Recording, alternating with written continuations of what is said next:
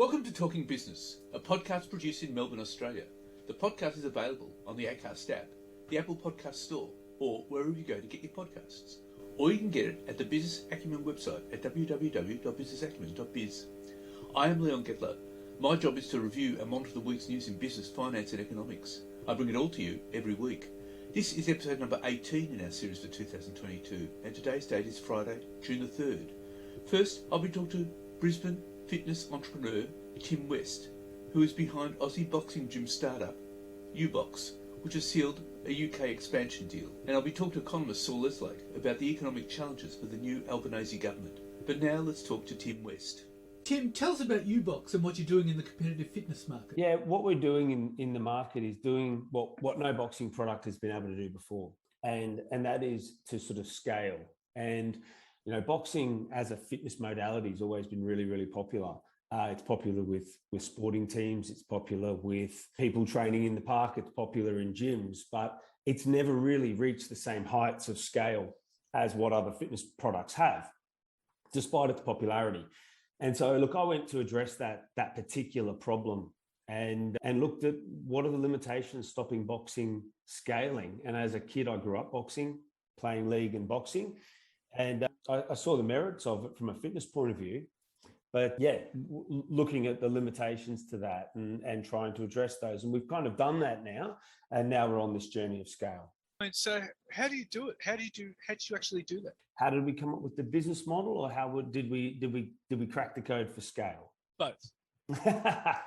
Okay, so the business model was growing up with a sport that I loved and I knew was great for fitness. And then when I knew that I wasn't going to be a professional athlete, going into exercise science, I knew the key to creating a sports-based fitness product was specificity. So I looked at the attributes of boxing and looked at what could be replicated into the world of commercial fitness and took as many as authentically as possible across to that business model. So we took the 3-minute rounds from boxing. We took the concept of a rest between each round. We took the concept of bag work and pad work, where we couldn't replicate the physical contact because we wanted to drop the intimidation. That's when we brought in the functional strength element to replicate physical demands of boxing. And we put that all together in a format that kind of gave people the opportunity to train like a professional boxer without the risk of getting hit, which we saw was a key limiting factor in scaling boxing, was the degree of intimidation in that. Now, that we sort of launched in a business model, and we did a pilot for that. And the pilot was so successful that we started to franchise a year later. And then within the span of 4.5 years, 5 years, we've got 93 clubs across 3 countries, and we're about to open the 4th and 5th country in the UK and America this year. So what are the countries you were operating in? So we launched in Australia, and then we moved to New Zealand, which is a natural sort of progression. We opened in Singapore, and we've got the first club opening in Manchester at the end of July, early August, and then the US by the end of the year in their summer. So in terms of the franchise model, you have other people running it. Is that right? Yeah, correct. So each store is franchised, and we're unique that 100% of our stores are franchised.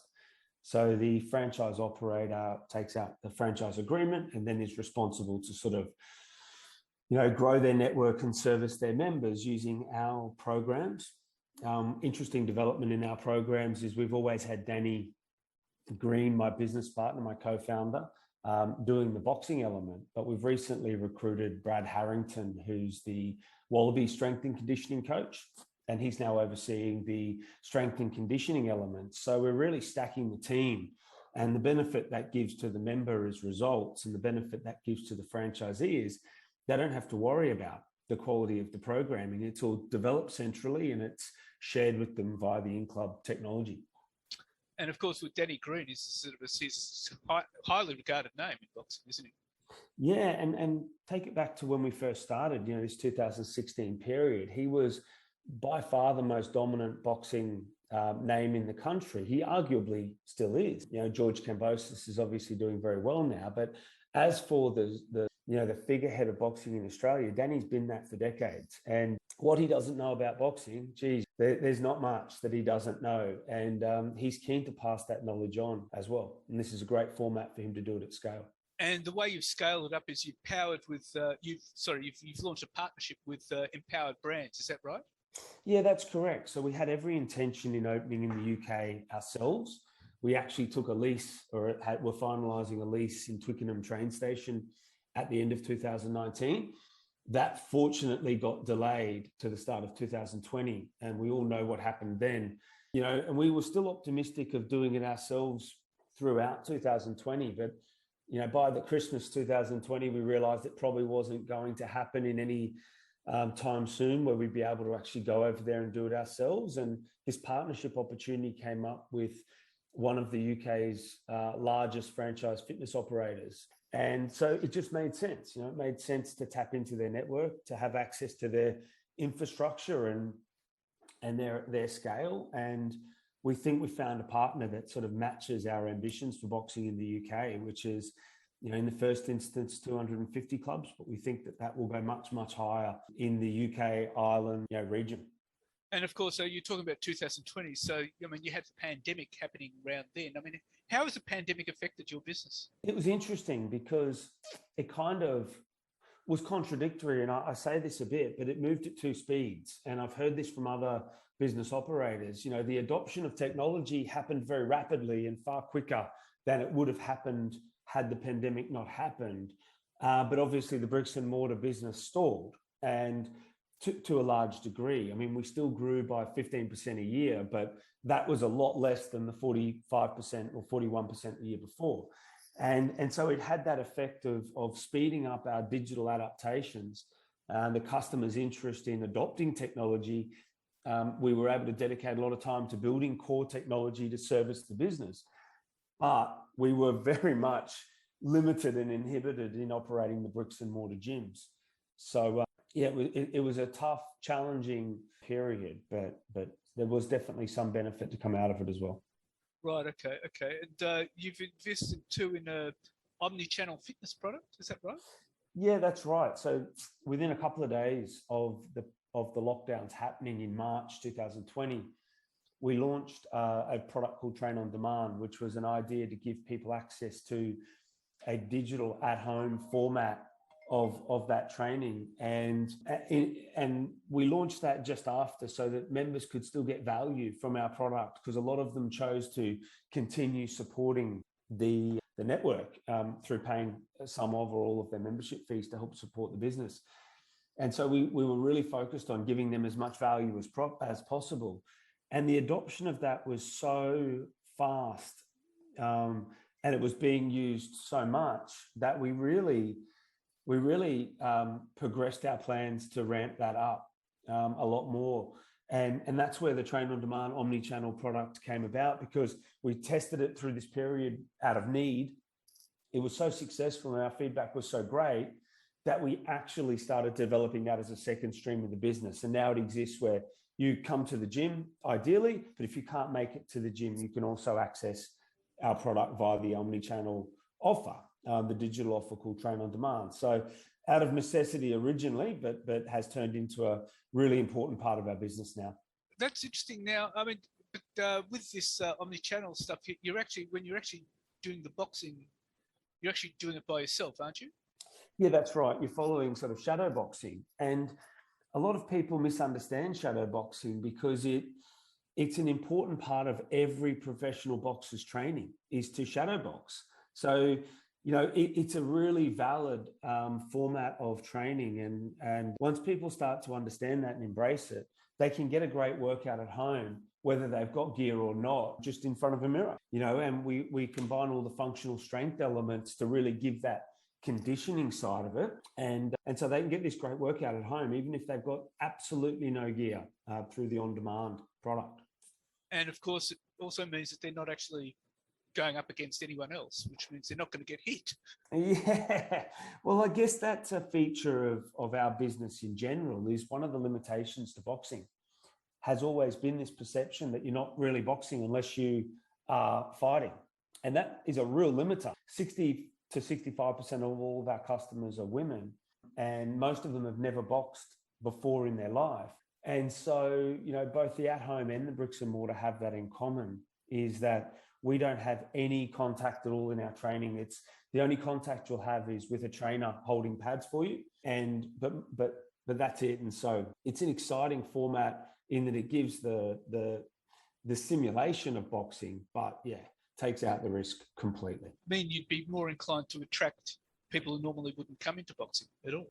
That's exactly right. And as I said, more than 90% of our customers have had no formal training in boxing and never even considered, other than the odd group fitness class, participating in boxing, because a traditional boxing gym really does have that expectation. If they're going to focus on you, you have to be someone willing to box for their club. And so by taking that out completely, it opens the addressable market up significantly. And as I said before, that's one of the reasons that we feel like we've cracked the code for boxing, because it's authentic boxing conditioning with absolutely no chance of getting hit. Right. Okay. So UBX is sort of just planning now to expand globally. Yeah, that's right. We look at the fitness industry globally in 3 key markets, and that's APAC, which we obviously founded in. So that's an obvious focus for us. Europe, and we're using England as the launching pad for Europe, and North America via the US. And we think the first clubs will open in New Jersey, and the second suite of clubs will open in Texas. And if we can keep developing sort of in concentric circles, if you like, from those key countries like we have in the APAC region with New Zealand followed by Singapore, if we do Canada and then even consider Mexico and do maybe Spain and France and Germany, that will be really building out those 3 key economic areas. Well, Tim, it's been fascinating to talk to you, and thank you very much for your time. Mate, thank you so much for having me. I appreciate it. And now let's talk to economist Saul Eslake. Well, Saul, what are the economic lessons for the incoming Albanese government? I'm not sure at this stage there are too many lessons. The Albanese government has come to office, as almost every newly elected government, federal or state, in the last 50 years has done, with a fairly narrow mandate. Going back almost 50 years has shown that it's impossible for an opposition to win government for the first time on a platform of wide-ranging or major changes. Because if it tries, as the Liberals did under John Hewson in 1993, and Labor did under Bill Shorten in 2019, the incumbent government will use all the vastly superior resources at its disposal to frighten the wits out of the electorate in order to remain in office. So although they deny it, the Labor Party adopted a small target strategy in the lead up to the 2022 election, minimising the points of difference between it and the government and focusing on a range of measures where it chose to make a difference. So the government certainly has a mandate, for example, to support bigger increases in the minimum wage, to spend more on improving standards of aged care, to make childcare cheaper, to increase the supply of social and affordable housing, and to strengthen the national broadband network, for example. But it doesn't have much of a mandate to embark upon budget repair, which in its first few days in office, it seems now to regard as more important than it did during the election campaign or beforehand. Indeed, its costings document released a few days before the election said that Labor intended to increase the budget deficits in prospect for the next 4 years by a relatively trivial amount, but nonetheless, they don't come to office with a pledge to do things to reduce the budget deficit, nor, apart from the impact at the margin that things such as improving access to childcare may have on productivity, the government doesn't have much of a mandate to pursue reforms that would make a serious impact in lifting Australia's abysmal rate of labour productivity growth over the last 10 years. What I think the government needs to do, whilst keeping to the promises it made during the election campaign and not eroding the trust which the public has placed in them, is to begin laying the groundwork for a more expansive mandate to seek for a second term of office, bearing in mind that not since 1931 has any first-term federal government failed to achieve at least a second term. They may make a start on that at the forthcoming employment summit, which obviously has echoes of the National Economic Summit that Bob Hawke instituted in the early days of his government in 1983, and which in turn created a platform for some of the things that the Hawke government subsequently went on to do with great benefit to the Australian economy.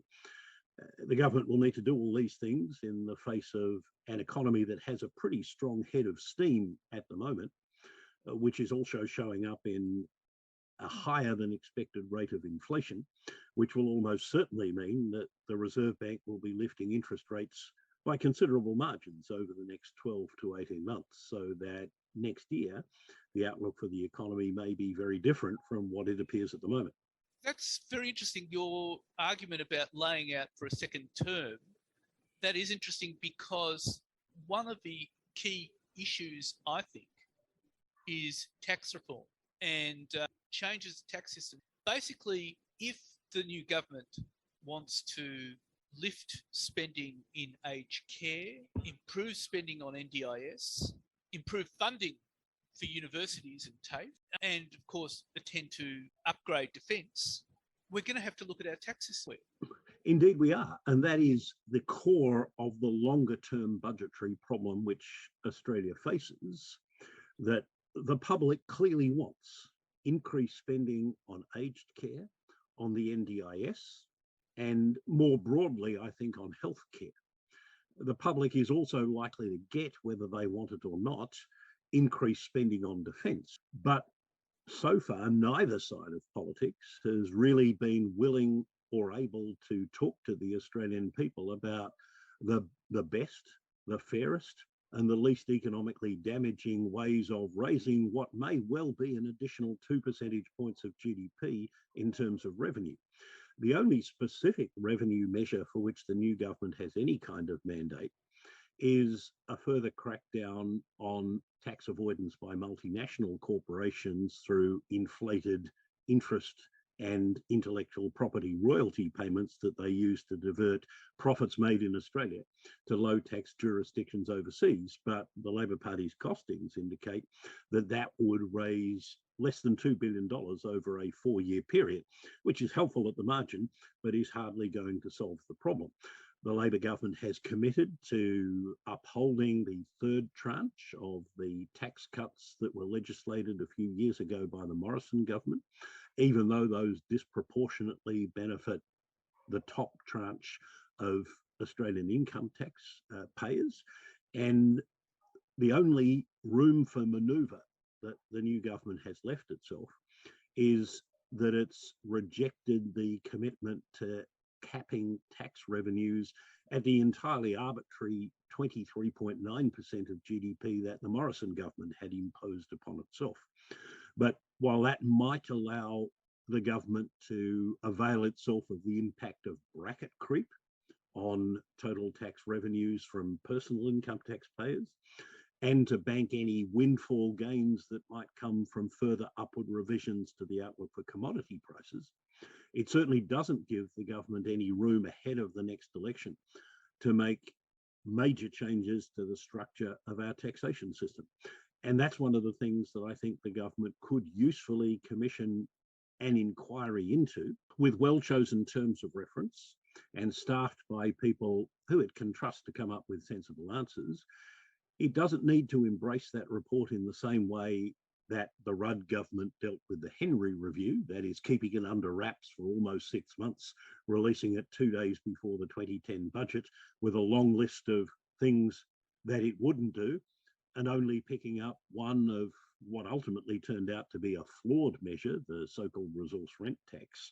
I think the government, if it goes down that path, would need to adopt a very different approach to managing the recommendations of any such review.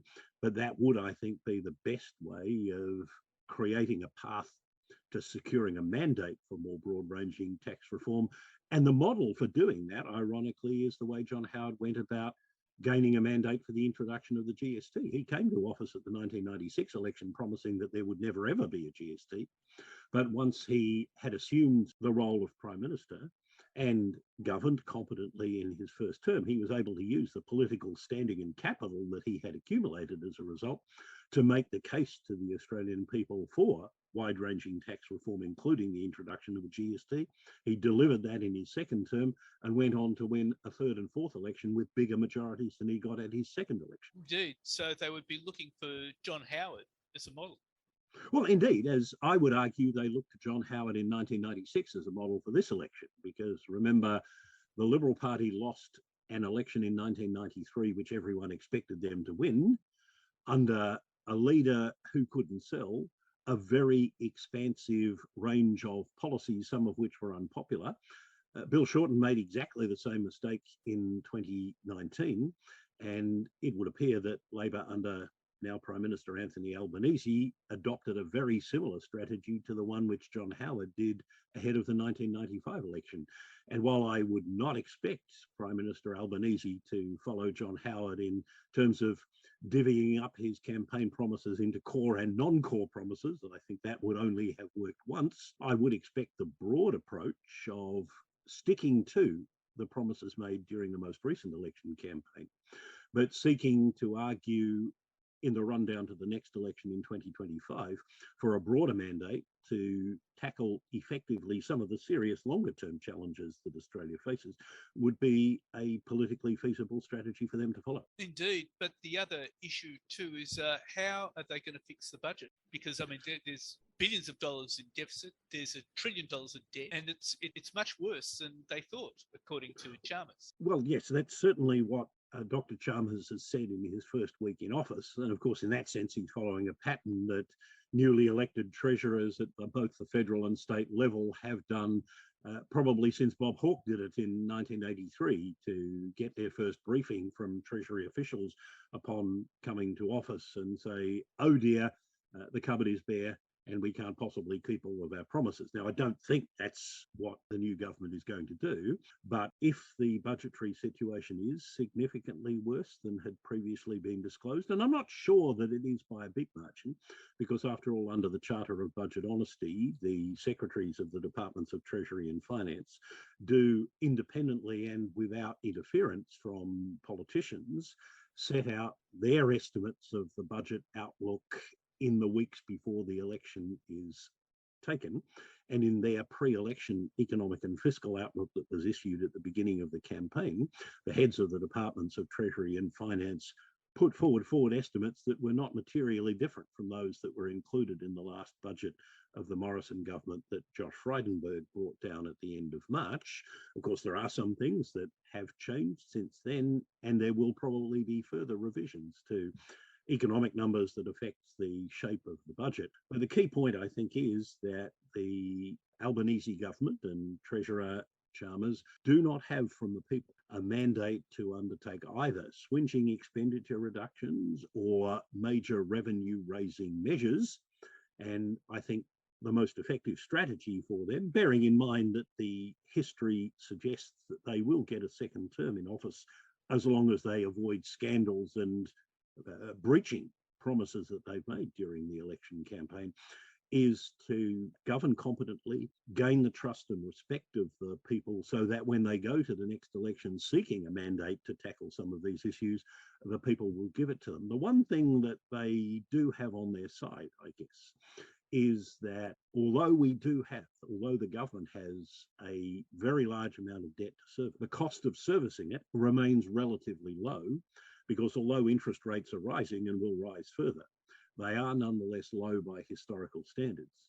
And a fair amount of the debt that's been accumulated over the last few years has been financed by issuing longer dated bonds at relatively low interest rates. So in the same way that a home buyer who fixes his or her mortgage at the bottom of the interest rate cycle has some latitude when variable rates start to rise, the government also has some time up its sleeve in terms of the cost of servicing this vastly higher level of debt before the need to take major actions to put the budget on a pathway eventually towards surplus becomes more urgent. Right, okay, but that will be a major issue now ahead.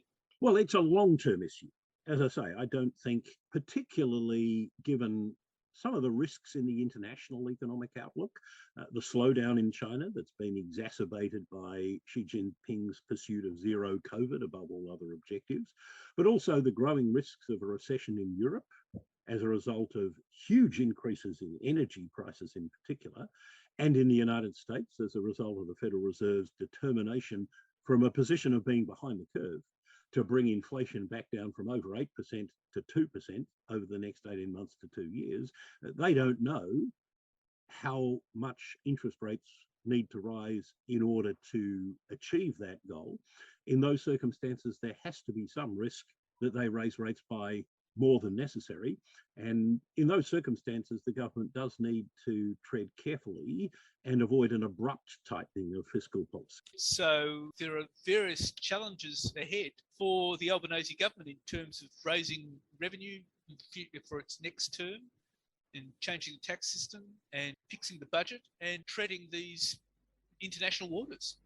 Indeed, there are. And that's why I think that a sensible, prudent course of action for them would be to commission the best advice they can get from respected sources to help them craft an agenda that will enable them to address seriously and successfully these longer term challenges, whilst, as any government in a democracy needs to do, retaining the trust and support of the Australian people. Well, Saul Leslake, those are very sobering words, and thank you very much for your time.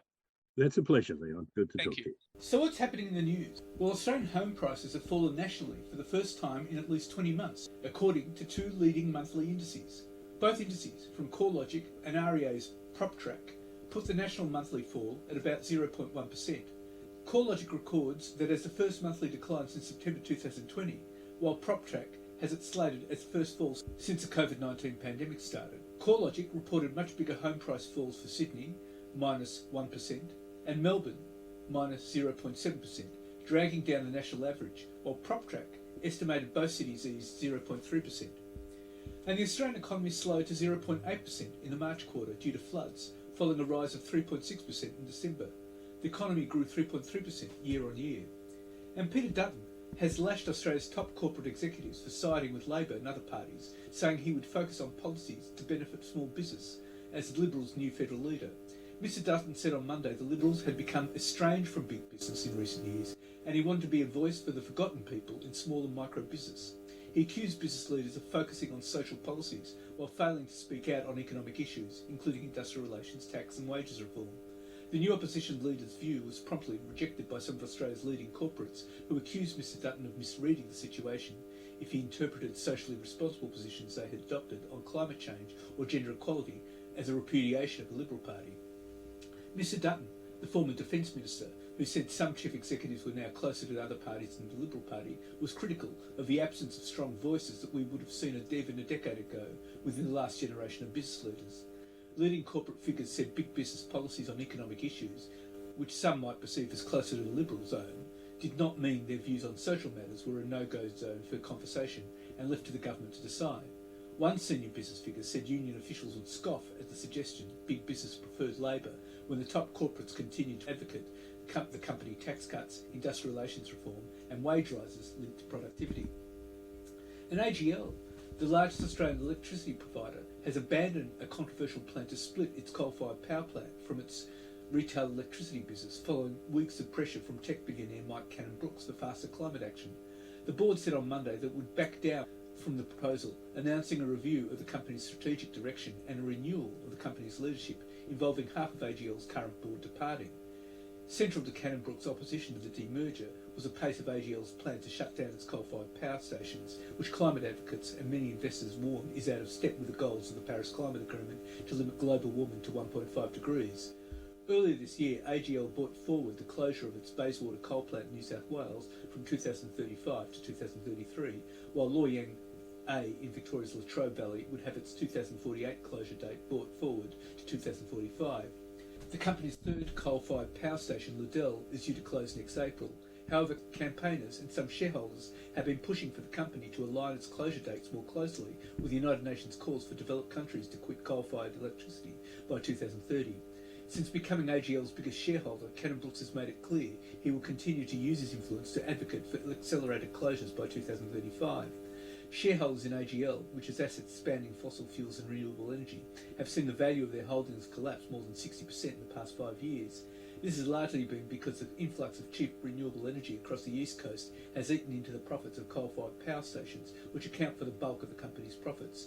The change came about after Cannon-Brookes launched a large-scale campaign, Keep It Together Australia, arguing the AGL split would leave two smaller companies less able to fund accelerated closures of coal-fired power stations in line with global climate targets and risk leaving those generators as stranded assets. Shareholders have been set to vote on June 15 on a proposed split of AGL's retail operations from its ageing carbon-intensive assets.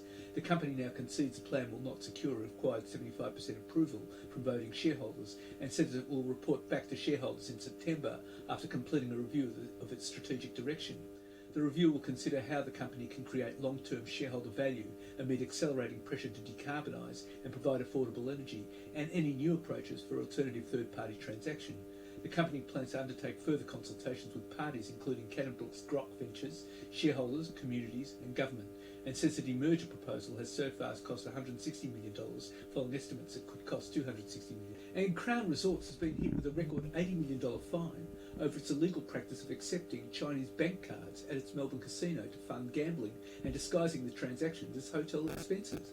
The gambling giant processed $164 million in China union-paid card payments and netted more than $32 million in revenue through the scam between 2012 and 2016.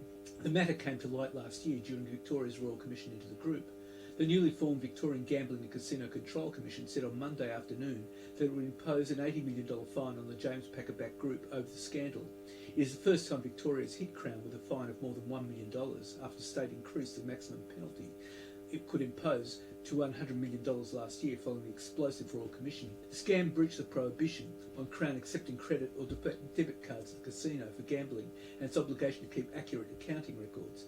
It also left Crown susceptible to dealing with the proceeds of crime.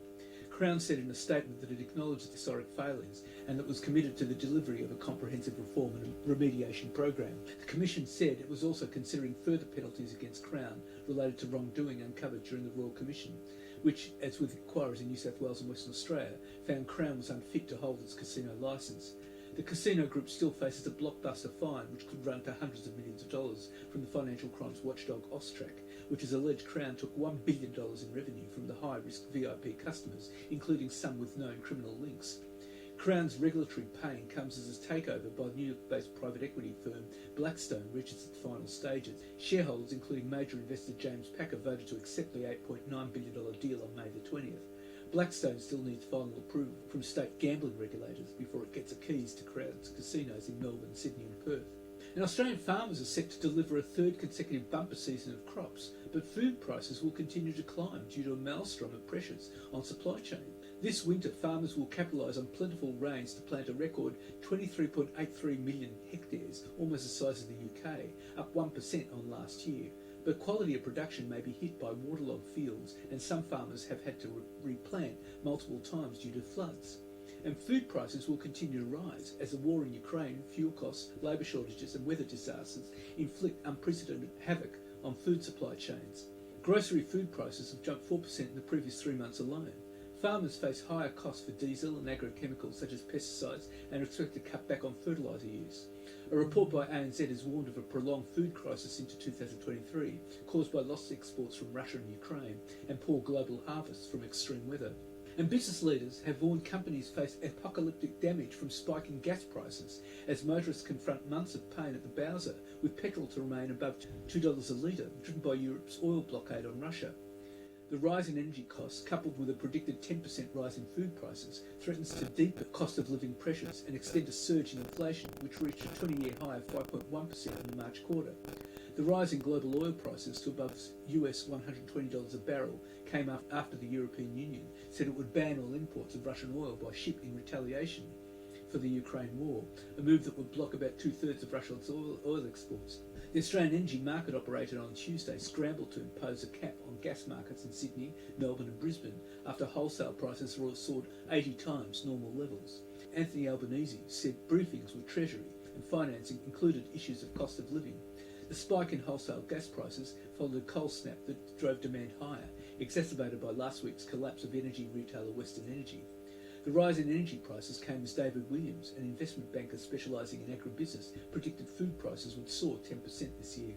And ANZ could pay another hefty price for its faltering technology and processing systems, after ASIC said it was suing the bank for alleged unlawful fee slugging that has raked in tens of millions of dollars in revenue since 2016. ASIC alleges that between May 2016 and November 2018, around 165,750 ANZ customers were inappropriately charged cash advance fees and interest for credit card withdrawals. It is alleged that the fees and interest were charged because ANZ's banking platforms, including the ANZ app and the internet platform, were displaying incorrect account balances. ASIC also alleges that ANZ has not yet fixed the technical problem and the customers continue to be affected.